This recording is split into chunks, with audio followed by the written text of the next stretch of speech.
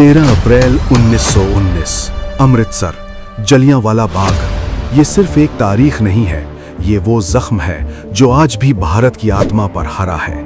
एक ऐसी घटना जिसे पढ़ा नहीं जाता बल्कि महसूस किया जाता है। जलियांवाला बाग कभी आम लोगों के लिए सुकून की जगह हुआ करता था, जहां लोग थकान उतारने आते थे, बच्चों की हंसी गूंजती थी और आम जिंदगी की रौनक होती थी। लेकिन उस एक दिन ने इस बाग को हमेशा के लिए बदल दिया। उस दिन ये बाग एक खूनी मैदान बन गया, एक ऐसी कत्लगाह जहां इंसानियत को गोलियों से छलनी कर दिया गया। हजारों लोग वहां इकट्ठा हुए थे। कोई आजादी की बात करने आया था, कोई अपने हक की आवाज उठाने, तो कोई सिर्फ बैसाखी का मेला देखने। बूढ़े थे, औरतें थीं, छोटे छोटे बच्चे थे। किसी के हाथ में झंडा था, किसी के दिल में उम्मीद। किसी को जरा भी अंदाजा नहीं था कि कुछ ही देर में ये जमीन उनकी कब्र बनने वाली है। उस वक्त हिंदुस्तान पहले ही उबल रहा था।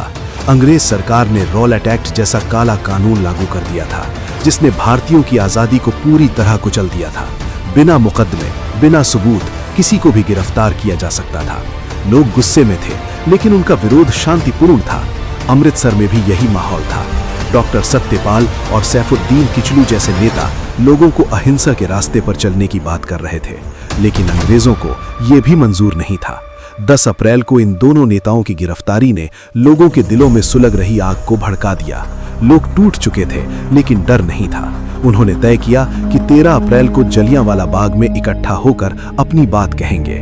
उसी शहर में एक और इंसान था, जनरल रेजिनाल्ड डायर, एक ऐसा अफसर जिसके दिल में इंसानियत के लिए कोई जगह नहीं थी। डायर को यह बर्दाश्त नहीं था कि भारतीय उसकी हुकूमत को चुनौती दें। उसने पहले ही तय कर लिया था कि इस सभा को एक मिसाल बनाया जाएगा, ऐसी मिसाल जिसे देखकर पूरा पंजाब कांप जाए। 12 अप्रैल की रात उसने अतिरिक्त सैनिक बुलाए, बंदूकों की जांच करवाई और अपने दिमाग में सिर्फ एक ही बात रखी, खून बहाना है, बहुत सारा खून। 13 अप्रैल की दोपहर जब जलियांवाला बाग लोगों से भर चुका था, डायर अपने सैनिकों के साथ वहां पहुंचा। बाग का सिर्फ एक ही संकरा रास्ता था, वही एक दरवाजा, और उसने सबसे पहले उसी को बंद करवा दिया। अंदर मौजूद भीड़ को अब भी कुछ समझ नहीं आया था। लोग सोच रहे थे शायद चेतावनी दी जाएगी, शायद सभा तितर बितर करने को कहा जाएगा, लेकिन ऐसा कुछ नहीं हुआ। अचानक एक आदेश गूंजा, फायर, और उसी पल गोलियों की बारिश शुरू हो गई। बिना चेतावनी, बिना रहम, बिना इंसानियत। लोग इधर उधर भागने लगे, लेकिन भागने की कोई जगह नहीं थी। चीखें थी, बच्चों की रोने की आवाज थी, गोलियों की गड़गड़ाहट थी। जमीन पर लोग गिरते जा रहे थे, लहू बहता जा रहा था। कुछ माओं ने अपने बच्चों को सीने से लगा लिया, शायद सोच रही हो कि मासूम चेहरों को देखकर सैनिकों का दिल पिघल जाएगा, लेकिन बंदूकें नहीं रुकी। बूढ़े लोग दीवारों से चिपक गए, लेकिन गोलियों ने उन्हें भी नहीं छोड़ा। कुछ जवान आखिरी उम्मीद लेकर कुएं की तरफ भागे। अगर बाहर नहीं निकल सकते तो शायद पानी में कूदकर बच जाएं, लेकिन वहां भी मौत उनका इंतजार कर रही थी। लोग एक के बाद एक कुएं में गिरते चले गए, कुछ जिंदा, कुछ पहले ही मरे हुए। जब बाद में कुएं से लाशें निकाली गईं, तो 120 से ज्यादा शव मिले। उस कुएं का पानी नहीं, सिर्फ खून दिखता था, इसलिए आज भी उसे खूनी कुआं कहा जाता है। करीब 10 मिनट तक लगातार फायरिंग होती रही। डायर ने तब तक गोलियां चलवाईं जब तक बंदूकों में आखिरी गोली बची थी, और फिर वो चला गया, बिना किसी अफसोस के, बिना पीछे देखे।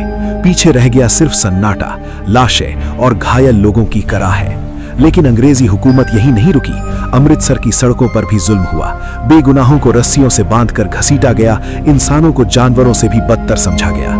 बाद में जब अंग्रेजी सरकार ने आंकड़े दिए तो वो एक और जुल्म था।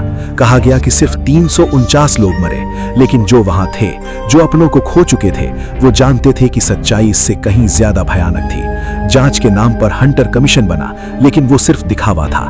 डायर को निर्दोष बताया गया, बल्कि उसे शाबाशी दी गई।